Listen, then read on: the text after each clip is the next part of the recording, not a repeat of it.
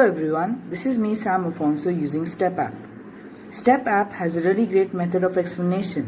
Each slide has a detailed explanation of a particular topic. The graphics are wonderful. The time limit to answer the true or false will really prepare us well for our exam. Degree of zero polynomial. The degree of the zero polynomial is not defined, that is, the degree of the polynomial p of x is equal to 0 is not defined. Now let us go to the true or false. We have a time limit of 30 seconds to answer each true or false.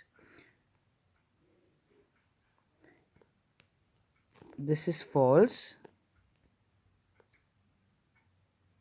This is true.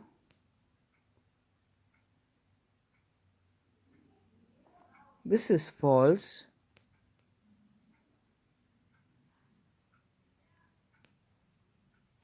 Yes, true. The percentage of our time efficiency and accuracy really motivates us to do better each time. STEPapp is amazing. Its graphics are really wonderful and it is a really great app.